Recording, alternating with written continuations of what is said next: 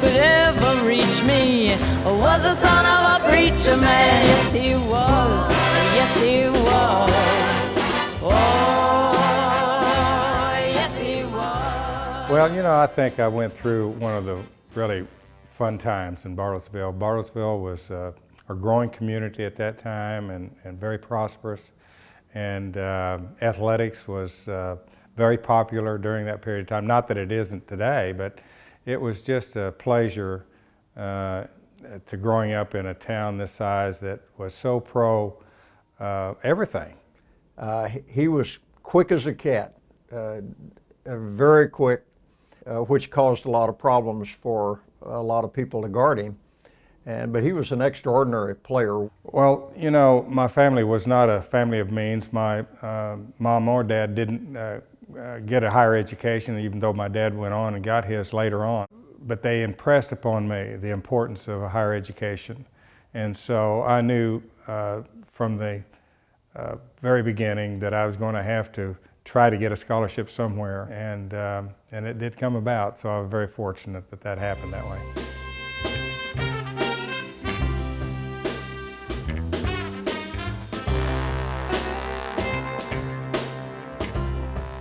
And I can remember the first time I saw Allen Fieldhouse, and I thought it was the biggest place I've ever seen.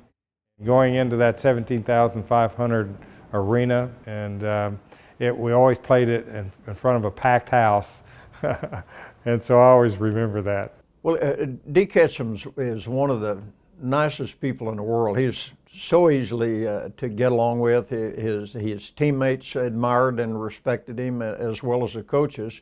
And Dee was an excellent leader, and he led the way you need to lead, and that's by example.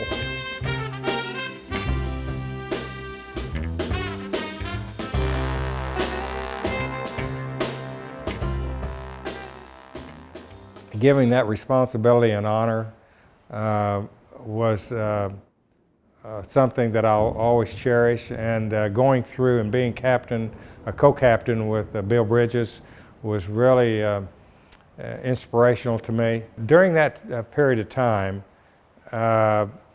we had a number of black players play on our team, and there was many memories that I had when we played, and what we had to do and where we had to stay, and some of the places that we couldn't stay. And so being a captain and trying to be sure that all the players understood all of those things helped me grow up.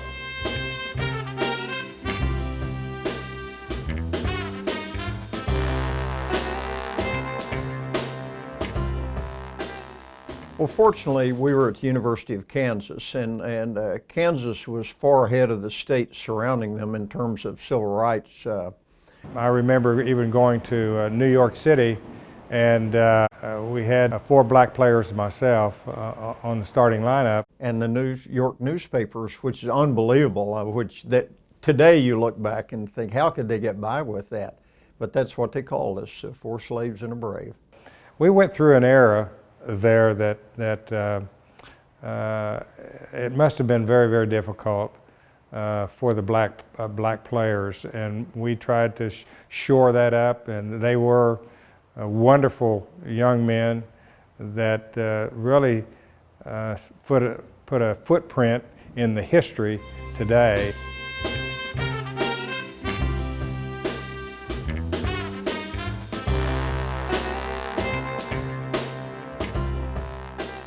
After expressing that I wanted to go into coaching, Coach Owens, then at that time, really was very instrumental and helped me in that regard. Dee was a person who's so cooperative and just had a great relationship. He was always wanted to do whatever he could to help. We had to do what 6 guys do now.